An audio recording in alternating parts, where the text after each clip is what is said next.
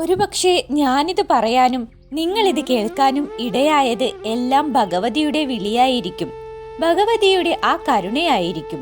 ഭഗവതി നിങ്ങളെ അനുഗ്രഹിക്കാൻ നേരമായിരിക്കും എന്നുള്ളതിന്റെ സൂചനയായിരിക്കാം.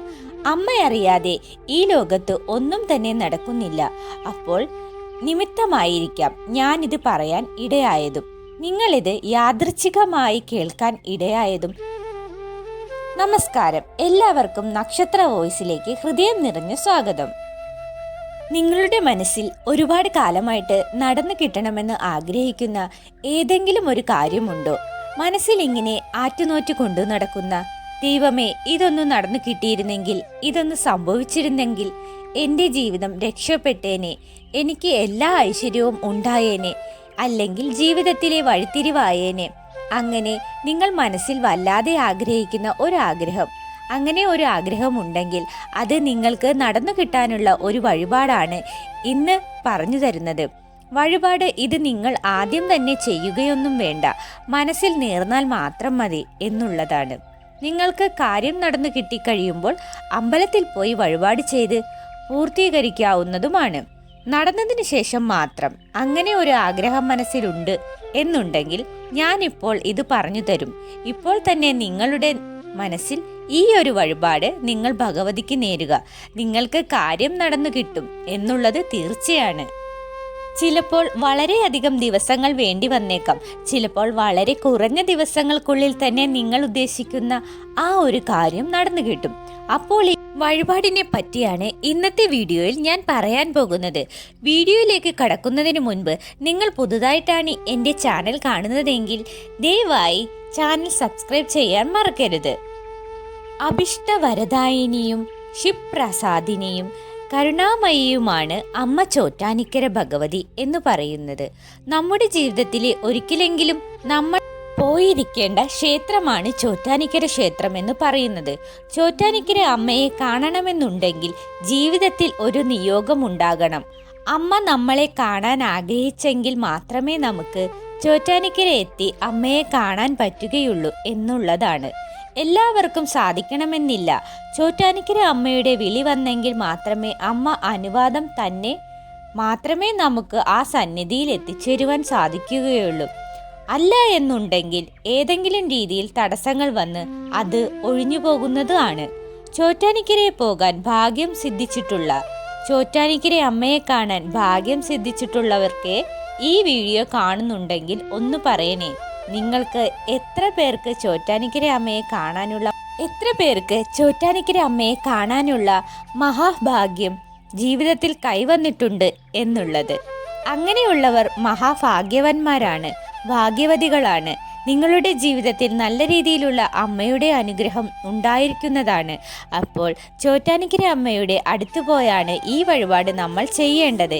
ഈ വീഡിയോ കാണുന്ന എല്ലാവരും ഇപ്പോൾ തന്നെ മനസ്സൊന്ന് ഏകാഗ്രമാക്കി, ഒന്ന് ശാന്തമാക്കി, നിങ്ങളുടെ മനസ്സിലുള്ള ആഗ്രഹം ഒന്നും മനസ്സിൽ തന്നെ ഒരു പ്രാവശ്യം പറഞ്ഞുകൊണ്ട്, ദൈവമേ, അമ്മേ, ഭഗവതി, എനിക്കിത് നടത്തി തരണേ, എൻ്റെ ഏറ്റവും വലിയ സ്വപ്നമാണ്, എൻ്റെ ഏറ്റവും വലിയ ആഗ്രഹമാണ്, ഇതൊന്ന് നടത്തി തരണേ എന്നൊന്ന് മനസ്സിൽ പറഞ്ഞുകൊണ്ട് ചോറ്റാനിക്കര അമ്മയ്ക്ക് ഞാൻ ഈ വഴിപാട് ചെയ്തേക്കുമേ എന്നൊന്ന് മനസ്സിലൊന്ന് നേർന്നു നോക്കിയേ. നിങ്ങൾ ലോകത്തിൻ്റെ ഏത് കോണിലായാലും ഒരിടത്ത് സമാധാനമായിട്ട് ഇരുന്നു കൊണ്ട് മനസ്സിൽ ഈ ഒരു വഴിപാട് ഇപ്പോൾ തന്നെ ഈ നിമിഷം തന്നെ നേരുക. ഒരുപക്ഷെ ഞാനിത് പറയാനും നിങ്ങളിത് കേൾക്കാനും ഇടയായത് എല്ലാം ഭഗവതിയുടെ വിളിയായിരിക്കും. ഭഗവതിയുടെ ആ കരുണയായിരിക്കും. ഭഗവതി നിങ്ങളെ അനുഗ്രഹിക്കാൻ നേരമായിരിക്കും എന്നുള്ളതിൻ്റെ സൂചനയായിരിക്കാം. അമ്മ അറിയാതെ ഈ ലോകത്തൊന്നും തന്നെ നടക്കില്ല. അപ്പോൾ ഞാനിത് പറയാൻ ഇടയായതും നിങ്ങളിത് യാദൃച്ഛികമായി കേൾക്കാൻ ഇടയായതും. അപ്പോൾ എല്ലാവരും മനസ്സിൽ നിങ്ങളുടെ ആഗ്രഹം എന്ന് പറഞ്ഞുകൊണ്ട്, അമ്മയെ, ഞാൻ ആ നടയിൽ വന്ന് ഈ വഴിപാട് ചെയ്തു കൊള്ളാം എന്ന് നേരുക. വഴിപാട് എന്താണെന്നല്ലേ വഴിപാട് നിങ്ങൾ ചെയ്യേണ്ടത് എന്ന് പറയുന്നത്? ഈ ഒരു കാര്യം നടന്നു കിട്ടിക്കഴിഞ്ഞാൽ, അതായത് നിങ്ങളിപ്പോൾ മനസ്സിൽ പറഞ്ഞ ആ ഒരു ആഗ്രഹം നടന്നു കിട്ടിക്കഴിഞ്ഞാൽ നിങ്ങൾ ചോറ്റാനിക്കര പോവുക എന്നതാണ് ഒന്നാമത്തെ കാര്യം. ചോറ്റാനിക്കര അമ്പലത്തിൽ തൊഴാനായിട്ട് പോവുക. തൊഴാൻ പോകുന്നതിന് മുന്നേയായിട്ട് ഒരാഴ്ച മുന്നേ, അതായത് നിങ്ങളിപ്പോൾ അടുത്ത ഞായറാഴ്ചയാണ് ചോറ്റാനിക്കരെ തൊഴാൻ പോകുന്നത് എന്നുണ്ടെങ്കിൽ കൃത്യം ഒരാഴ്ച മുന്നേ നിങ്ങളുടെ ആഗ്രഹമെല്ലാം സാധിച്ചു കഴിഞ്ഞു പോകുന്നതിൻ്റെ കൃത്യം ഒരാഴ്ച മുന്നേ നിങ്ങളുടെ വീട്ടിലെ പൂജാമുറിയിൽ 2 ചുവന്ന പട്ട് വയ്ക്കുക. അതിൽ ഓരോ പട്ടിലും ഒന്നിനു മുകളിൽ ഒന്നായി 21 നാണയങ്ങൾ വയ്ക്കുക. അതായത് ഒരു ചുവന്ന പട്ട് വെച്ച് അതിനുള്ളിൽ ഓരോ രൂപ നാണയം വെച്ച് 21 നാണയങ്ങൾ ഒന്നിനു മുകളിൽ ഒന്നായിട്ട് വയ്ക്കുക. അങ്ങനെ 2 പട്ടിലും 21 നാണയങ്ങൾ വീതം വയ്ക്കണം. നിങ്ങൾ പോകുന്ന ദിവസം, അതായത് അടുത്ത ഞായറാഴ്ചയാണ് പോകുന്നതെങ്കിൽ ഈ നാണയം ഞായറാഴ്ച തന്നെ നിങ്ങൾ ഈ പറയുന്ന പട്ട് വിരിച്ച് ആ നിലവിളക്ക് കത്തിക്കുന്നിടത്ത് 21 ഒറ്റ രൂപ നാണയങ്ങൾ, 21 ഒറ്റ രൂപ നാണയം എന്ന് പറയുമ്പോൾ 1 രൂപയുടെ 21 നാണയങ്ങളാകാം. അതല്ല പല പല റേഞ്ചിലുള്ള നാണയങ്ങളായാലും തെറ്റില്ല.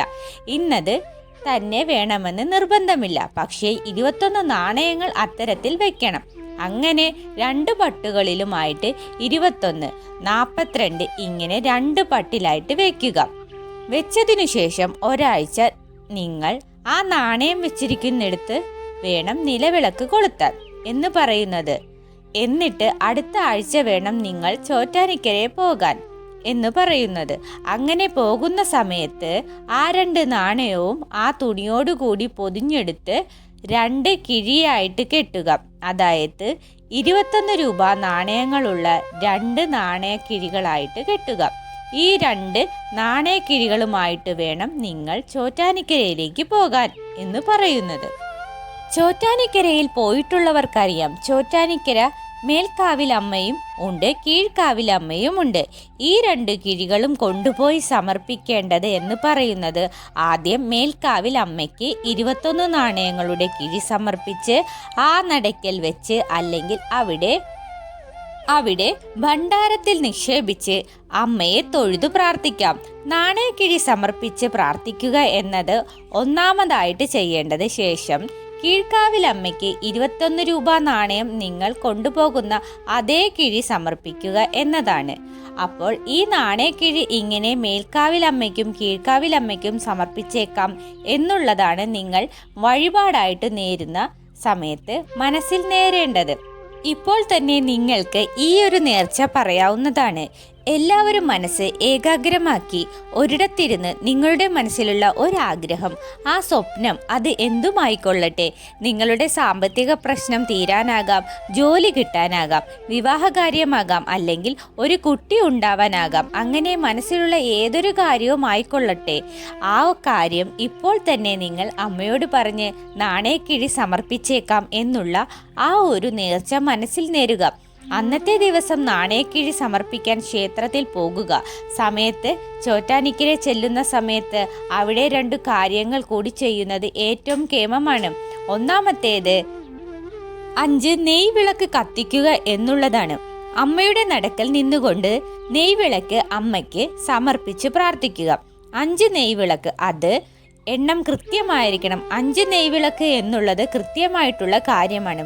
അതുപോലെ തന്നെ ലളിത സഹസ്രനാമം അർച്ചന എന്നുള്ള ഒരു അർച്ചനയുണ്ട്. അത് വീട്ടിലെ അംഗങ്ങൾക്ക് എല്ലാവർക്കും വേണ്ടി ചെയ്യണമെന്നുണ്ടെങ്കിൽ അതും കൂടെ ചെയ്തോളും. അത് നിർബന്ധമാണെന്ന് ഞാൻ പറയുന്നില്ല, ചെയ്യാൻ പറ്റുന്നവർ ചെയ്താൽ മതി.